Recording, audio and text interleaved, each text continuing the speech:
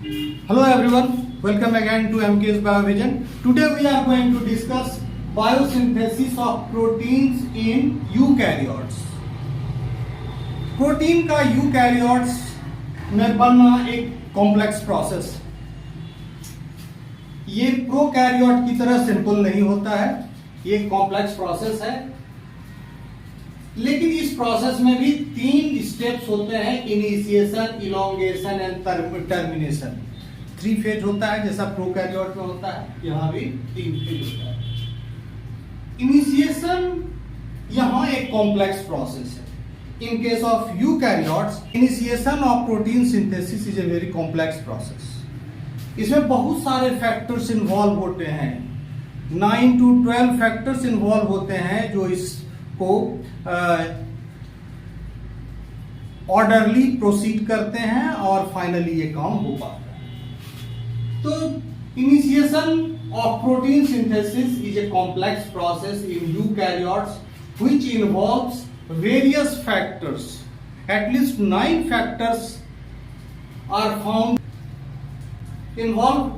Initiation factors, at least 9 initiation factors called eukaryotic initiation factor.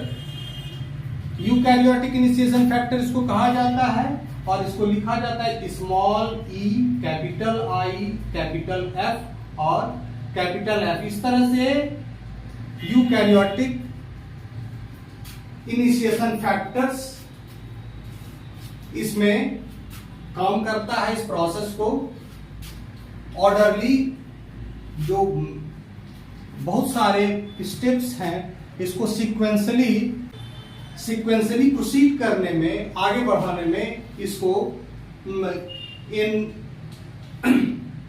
Initiation factors की जरूरत पड़ती है। अब हम देखते हैं what are the stages in the initiation process. तो यूकैरियोट्स में लाइक प्रोकैरियोट्स में भी 30S राइबोसोम से शुरुआत होता है। यूकैरियोट्स में भी ये प्रोसेस 40S राइबोसोमल सब यूनिट से बिगिन होता है। देखते हैं कि 40S राइबोसोमल सब यूनिट्स पर पहले 40S राइबोसोमल सब यूनिट्स 43S में कन्वर्ट करता है, उसके बाद ये 48 में S में कन्वर्ट करता है और फाइनली जो कंप्लीट राइबोसोम है that is 80S found in eukaryotes, वहां तक ये पहुंचता है। तो ये देखें कि 40S राइबोसोम्स पर बहुत सारे फैक्टर्स लगते हैं। Eukaryotic initiation factor 1, eukaryotic initiation factor 3, eukaryotic initiation factor 1A। देखिए ये तीनों फैक्टर लगे हुए हैं, इनिशिएशन फैक्टर 1, 1A और 3। ये राइबोसोम के 40S सब यूनिट से ये तीनों फैक्टर्स लगे हुए हैं। इसके अतिरिक्त इस पर एक इनिशिएटर ट्रांसफर आरएनए लगता है। इनिशिएटर ट्रांसफर आरएनए है ये। इनिशिएटर ट्रांसफर आरएनए हमेशा मेट आरएनए ही होता है, यानी कि ये हमेशा मेथियोनिन को लाता है और इसके जो एंटीकोडोन होते हैं वो यूएसी होते हैं, जो एयूजी इनिशिएटर कोडोन पर बाइंड करता है। यहां भी इनिशिएशन एयूजी से शुरू होता है या रेयर केस में जीयूजी से शुरू होता है। इनिशिएटर ट्रांसफर आरएनए भी यहां बाइंड करता है। In addition to these 3 initiation factors, initiator tRNA also binds this. तो देखिए ये बाइंड कर रहा है, यहां बाइंड कर रहा है इनिशिएटर, और इसको बाइंड कराने के लिए जीटीपी की जरूरत पड़ती है और जीटीपी को लाने के लिए एक दूसरा इनिशिएशन फैक्टर की जरूरत पड़ती है, दैट इज इनिशिएशन फैक्टर 2। ये इनिशिएशन फैक्टर 2 जीटीपी बाउंड होता है। ये जब आता है तो ये इनिशिएटर टीआरएनए से बाइंड होता है और ये जो जीटीपी बाउंड इनिशिएटर टीआरएनए है ये फाइनली यहां जाके लगता है। कहां लगता है?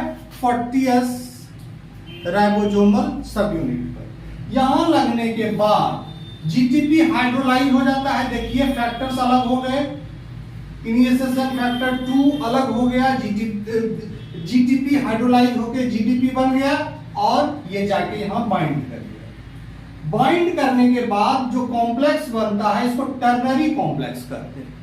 टर्नरी कॉम्प्लेक्स कहते हैं। टर्नरी कॉम्प्लेक्स में क्या हुआ, 3 इनिशिएशन फैक्टर हो गए और एक इनिशिएटर ट्रांसफर आरएनए हो गया और 40S राइबोसोमल सबयूनिट हो। ये अब क्या होता है कि ये मैसेंजर आरएनए से बाइंड करता है। अब ये मैसेंजर आरएनए से बाइंड करता है। मैसेंजर आरएनए से बाइंड करने के बाद ये 40S कॉम्प्लेक्स बनाता है। 40S कॉम्प्लेक्स बनाता है। 40S कॉम्प्लेक्स बनाता है।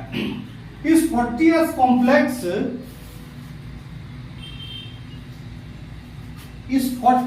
कॉम्प्लेक्स के साथ कुछ और भी फैक्टर्स जुड़े होते हैं। 48 कॉम्प्लेक्स के साथ कुछ और भी फैक्टर्स जुड़े रहते हैं जिसको कहा जाता है यूकैरियोटिक फैक्टर 4F। ये एक टेट्रामर होता है, यानी कि ये अकेले नहीं है, इसके ये एक कॉम्प्लेक्स है। This is also a complex. ये भी एक प्रोटीन कॉम्प्लेक्स है, प्रोटीन कॉम्प्लेक्स है।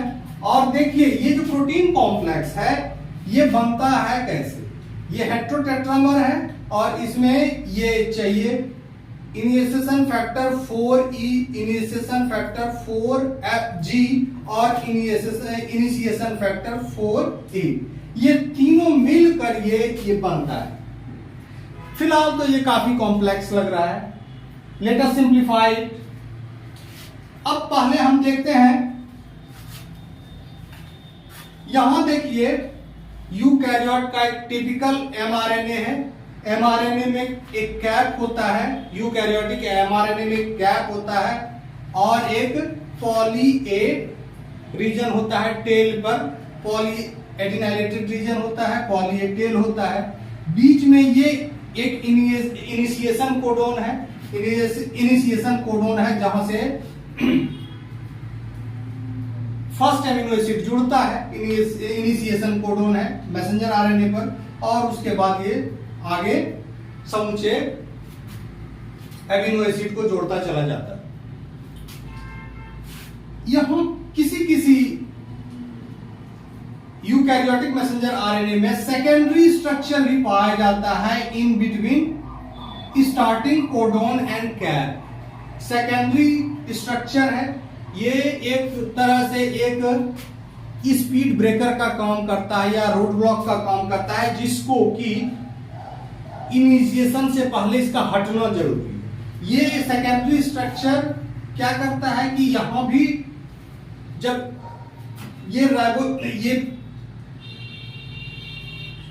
जब इनिशिएशन कॉम्प्लेक्स बनता है, इसके पहले सेकेंडरी स्ट्रक्चर को भी रिजॉल्व होना या हटना जरूरी है, हटना जरूरी है। ये सारा चीज एक सीक्वेंस में होता है, सीक्वेंस में होता है। देखिए ये कैप है, यहां कैप है, कैप से एक प्रोटीन आके बाइंड करता है जिसको कहते हैं, ये कहां बाइंड करता है, ये कैप पर बाइंड करता है। यानी कैप जो कि 7 मिथाइल गुआनोसिन का बना कैप है, वहां ये जाके बाइंड करता है। इस कैप से एक स्कैफोल्ड प्रोटीन, जो कि प्रोटीन दो प्रोटीन जब इंटरैक्ट करता है वो उसके बीच का प्रोटीन है, दो मेन प्रोटीन है, उसके बीच का प्रोटीन को जो इंटरैक्ट करने में एक मेडिएटर का काम करता है, उसको हम स्कैफोल्ड करते हैं। तो ये कैप से बाइंड किया है प्रोटीन इनिशिएशन फैक्टर 4E, इससे बाइंड किया है इनिशिएशन फैक्टर 4G। 4G एक स्कैफोल्ड प्रोटीन है जो कि पॉली ए से bound protein, poly A binding protein से इंटरैक्ट करता है। कौन इंटरैक्ट करता है? ये जो है, इसको मैंने G लिखा है, फुल फॉर्म क्या होगा? Eukaryotic initiation factor 4G। तो ये जो प्रोटीन G है ये स्कैफोल्ड है और ये इससे इंटरैक्ट करता है। ये किससे इंटरैक्ट करता है? इससे इंटरैक्ट करता है, इससे इंटरैक्ट करता है।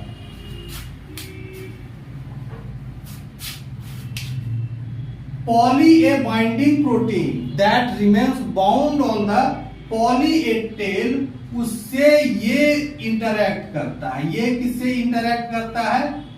PAPB poly A binding protein से रिएक्ट करता है।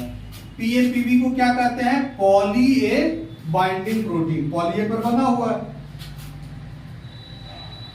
अब देखिए पॉली ए पर इसे इंटरैक्ट करता है, इसके बाद क्या करता है? इस इंटरेक्शन के कारण ये होता है समूचा का समूचा मैसेंजर आरएनए मुड़ जाता है, यानी कि हेड रीजन और टेल रीजन दोनों कांटेक्ट में आ जाते हैं। दोनों फिजिकल कांटेक्ट में नहीं रहता है, उसके बीच में कुछ फैक्टर्स होते हैं, लेकिन दो ये अगल बगल चले आते हैं, आमने सामने चले आते हैं। देखिए ये चला आया इधर की तरफ चला आया, मुड़ गया, ये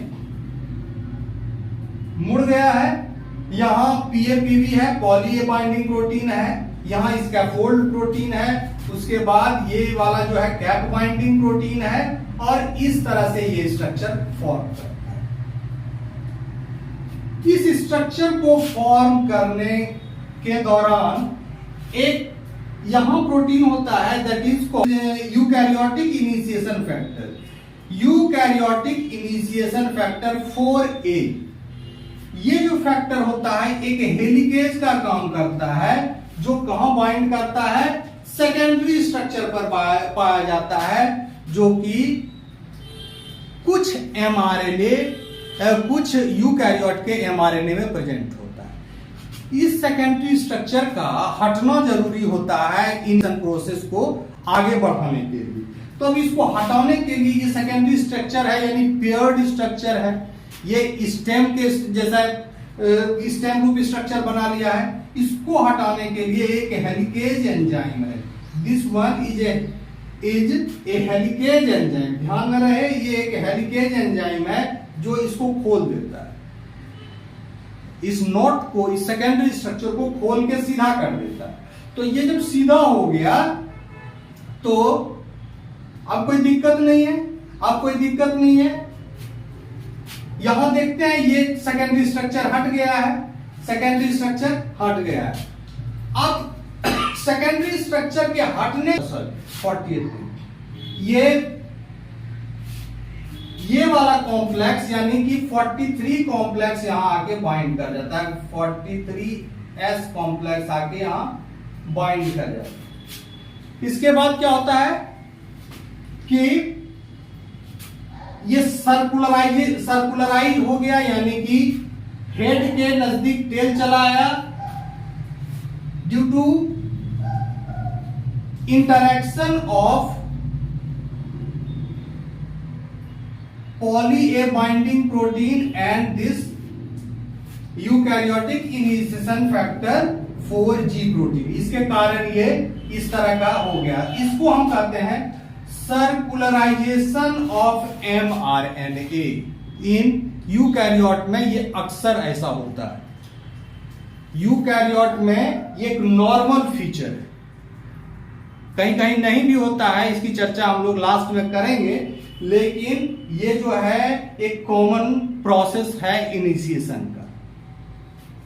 यहां देखिए ये 43S बाइंड कर गया। अब ये सभी को मिला दें, ये सभी चीज को मिला दें तो ये 48S बन गया। ये सबको मिला दें तो 48S बन गया।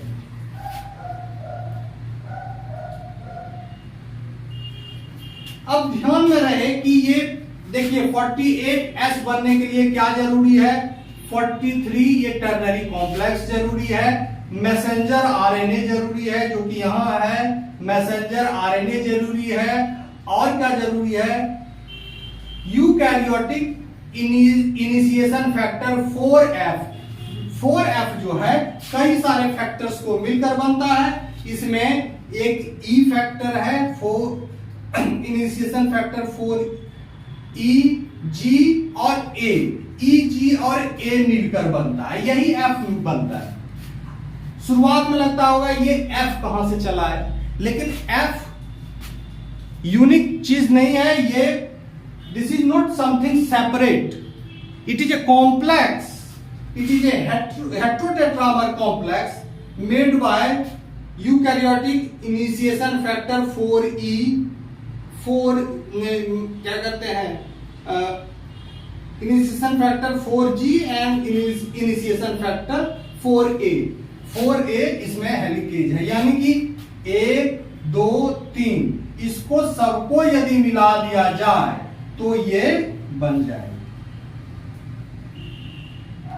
अब ये बन गया, अब mRNA पर ये 43S ये बाइंड कर गया, तब इस पूरे को हम 48S करते। जब 48S बनेगा तो यहां क्या क्या होगा, इस जगह पर क्या क्या होगा, 48S में उस पर क्या होगा, इनिशिएटर टीआरएनए लगा होगा।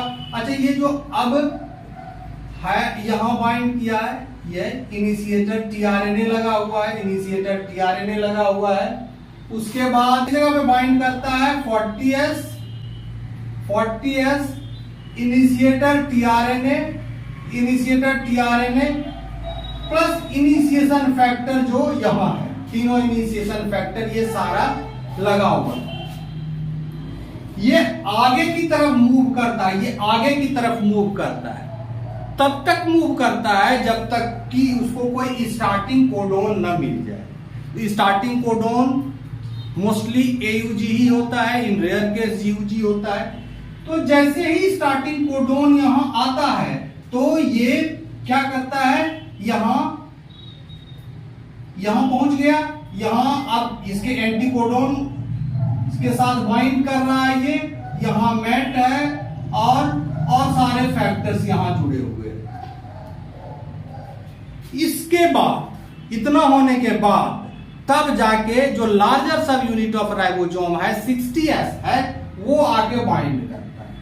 60S राइबोसोम इसको बाइंड करता है, तब ये पूरा ये क्या हो गया, ये 80S राइबोसोम हो गया।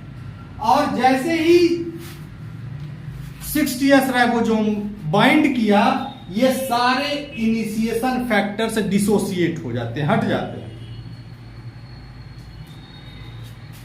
इनिशिएशन फैक्टर हट जाता है और उसके बाद इसका अगला स्टेप यानी कि इलोंगेशन शुरू होता है।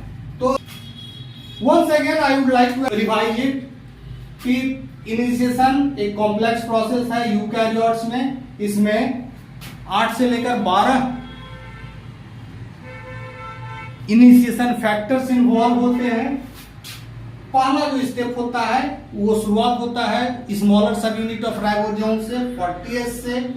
इसके बाद इसमें क्या होता है कि 3 इनिशिएशन फैक्टर जुड़ते हैं, ये तीनों जुड़ के ये कॉम्प्लेक्स बनाता है। साथ ही साथ इसमें इनिशिएटर टीआरएनए जुड़ता है। इनिशिएटर टीआरएनए को लाने के लिए एक GTP bond eukaryotic initiation factor 2 की जरूरत पड़ती है।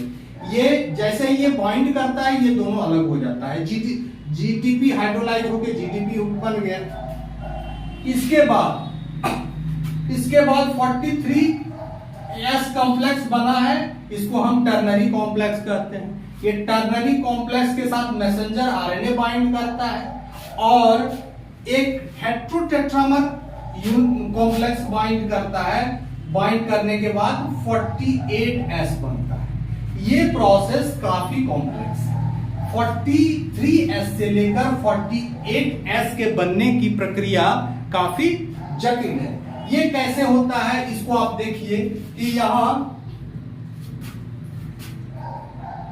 ये पहले समझिए कि इसके अंदर 3 इनिशिएशन फैक्टर है। इस कॉम्प्लेक्स के अंदर factor E, initiation factor 4E, initiation factor 4G और इनिशिएशन फैक्टर 4A। ये कैसे कैसे लगता है? एक तो मैसेंजर आरएनए है, इसका ये कैप हुआ, यहाँ टेल है पॉली ए टेल, ये इनिशिएशन कोडॉन है, बीच में कहीं कहीं सेकेंडरी स्ट्रक्चर कुछ एमआरएस में पाया जाता है। अब इस सेकेंडरी स्ट्रक्चर का हटना बहुत जरूरी है। इसके लिए एक खास फैक्टर होता है, इनिशिएशन फैक्टर 4A, जो हेलिकेज का काम करता है, यानी कि ये जो स्टेम बना हुआ है, स्टेम रूप स्ट्रक्चर, इसको रिजॉल्व कर देता है। इनिशिएशन फैक्टर 4E इसके कैप से बाइंड करता है।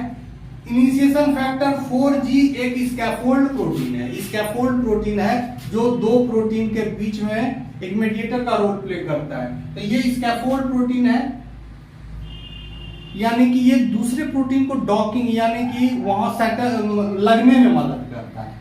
तो ये अब ये जी प्रोटीन है, इसके ये किससे इंटरैक्ट करता है? ये इंटरैक्ट करता है कैप ये टेल बाउंड प्रोटीन से, tail bound poly A binding protein. ये जो है ये पॉली ए पर टेल पर बंधा रहता है, इसके साथ ये इंटरैक्ट करता है।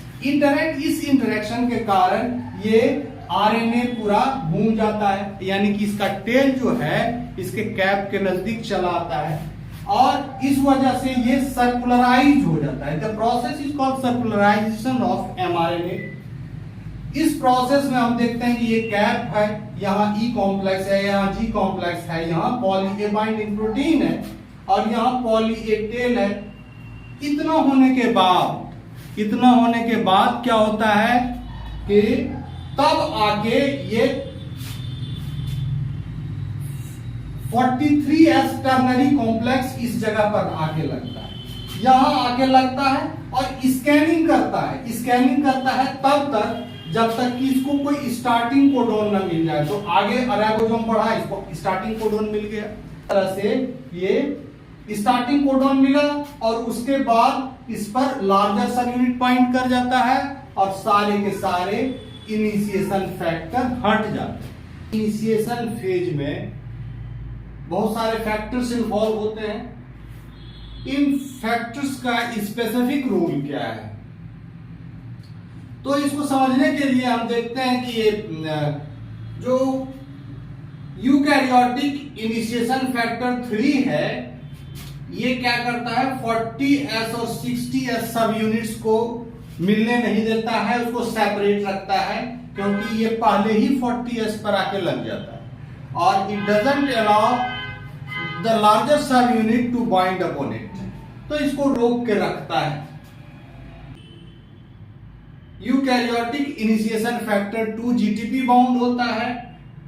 It delivers the first transfer RNA, met RNA, that is initiator RNA to P site of ribosome.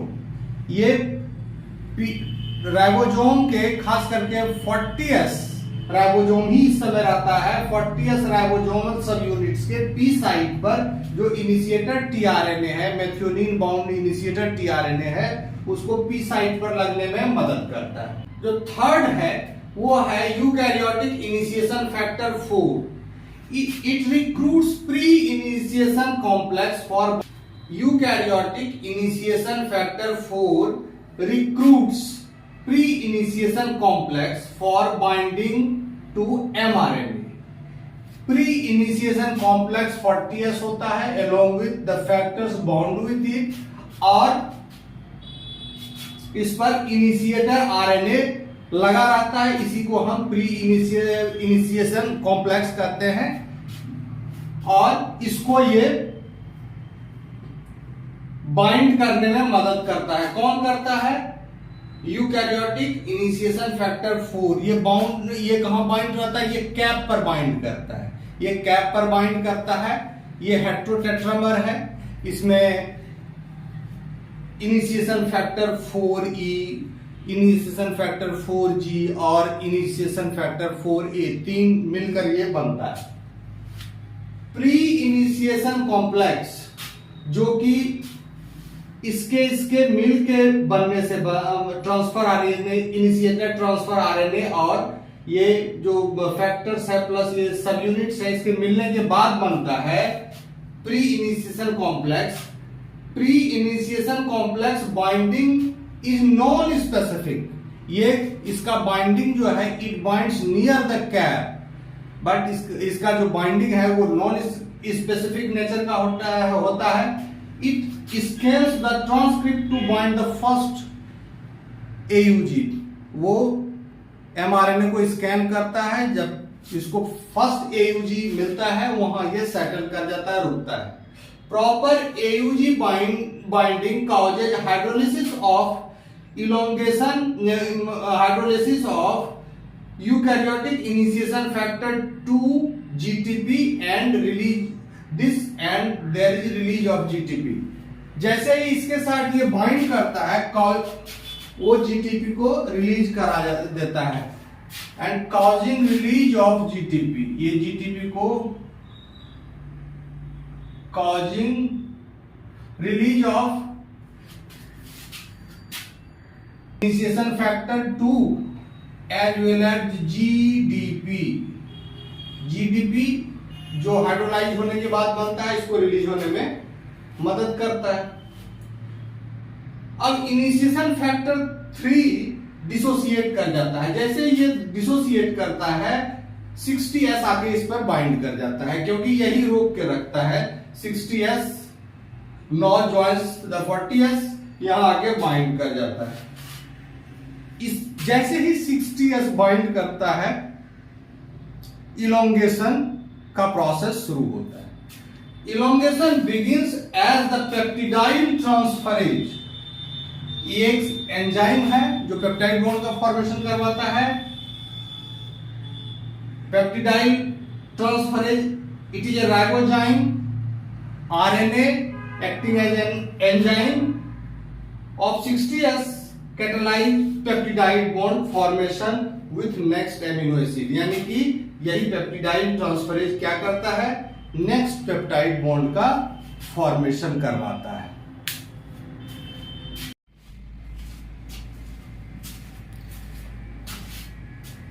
ये जो यूकैरियोट में ट्रांसलेशन इनिशिएशन है दो तरह से हो सकता है। नॉर्मल जो ट्रांसलेशन का इनिशिएशन होता है वो कैप डिपेंडेंट होता है, cap is required and this leads to circularisation of mRNA, जहां यूकैरियोटिक इनिशिएशन फैक्टर 4G के द्वारा पॉली ए बाइंडिंग प्रोटीन और कैप बाइंडिंग प्रोटीन एक साथ आता है और जो एमआरएनए है वो सर्कुलराइज हो जाता है। तो इसके लिए 5 प्राइम कैप की जरूरत पड़ती है, मैसेंजर आरएनए पर कैप चाहिए और यहीं से ये प्रोसेस शुरू होता है। पॉली ए टेल भी चाहिए, ये भी सर्कुलराइजेशन ऑफ मैसेंजर आरएनए के लिए जरूरी है। और इसमें जो 40S राइबोसोम है, इनिशिएशन कॉम्प्लेक्स है, ये स्कैनिंग करता है, तब तक करता है जब तक कि फर्स्ट इनिशिएशन कोडॉन इसको ना मिल जाए। ज्यादातर यूकैरियोट ने इसी प्रोसेस को एडॉप्ट किया हुआ है, लेकिन सम वायरसेस अपने मैसेंजर आरएनए का ट्रांसलेशन जो करवाता है वो इस प्रोसेस से अलग प्रोसेस के द्वारा करवाता है, that is cap independent translation initiation. यानी कि इसमें जो इनिशिएशन है इसके लिए कैप की कोई जरूरत नहीं पड़ती है, ना ही कैप की जरूरत पड़ती है, ना ही पॉली ए टेल की जरूरत पड़ती है और ना ही सर्कुलराइजेशन चाहिए। जब कैप नहीं होगा, टेल नहीं होगा तो सर्कुलराइजेशन कहां से होगा? ये भी नहीं है, ये भी नहीं है, ये भी नहीं है, तो सर्कुलराइजेशन कहां से होगा? तो इस तरह से ये जो है स्ट्रेट मैसेंजर आरएनए रहता है, इसमें सर्कुलराइजेशन नहीं होता है। और अब रहा कि जब कैप नहीं रहता है तो राइबोसोम का जो 40S सब यूनिट है वो बाइंड कहां करता है? इसमें इनिशिएशन कोडॉन के आगे कुछ स्पेसिफिक सीक्वेंस होते हैं जिसको हम राइबोसोमल एंट्री साइट करते हैं। राइबोसोमल एंट्री साइट करते हैं जहां से 40S सीधा सीधा जाके बाइंड कर जाता है।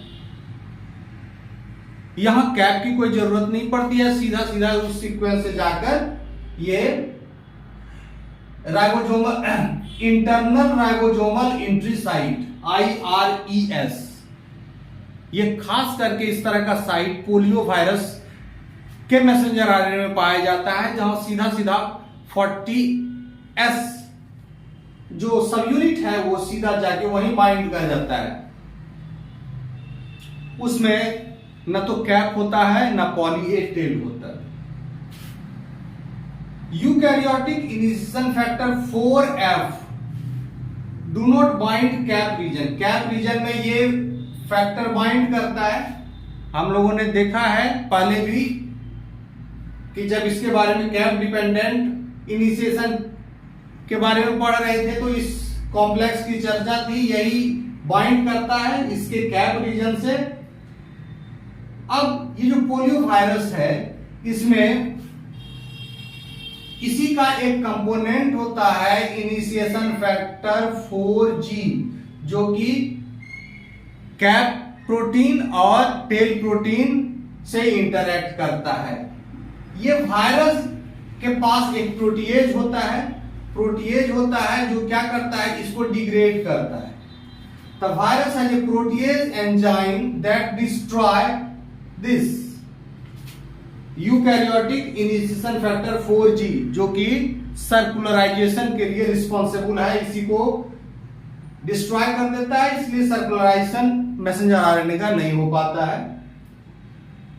इस तरह से ये क्या करता है कि पूरे जो प्रोटीन सिंथेसिस मशीनरी है होस्ट का, उसको हाईजैक कर लेता है, उसके राइबोसोम को हाईजैक कर लेता है, उसके ट्रांसफर आरएनए को हाईजैक करता है, टूसा में उसके कुछ फैक्टर्स को हाईजैक करता है, और इस तरह से ये अपने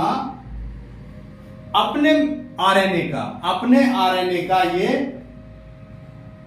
ट्रांसलेशन करवाने लगता है। अपने आरएनए का ट्रांसलेशन करवाएगा और फिर जो कि वायरस के ग्रोथ के लिए जरूरी है, प्रोटीन चाहिए, फिर आरएनए की कॉपी चाहिए, तो ये सारा चीज मिलकर वायरस के ग्रोथ को करवाता है। और इस तरह से तो हमने देखा कि जो इनिशिएशन होता है दो तरह का होता है, कैप डिपेंडेंट और cap independent.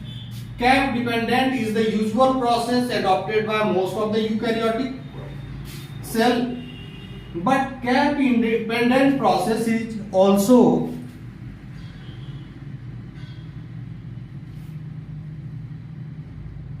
it process also works particularly in case of some viruses such as polioviruses.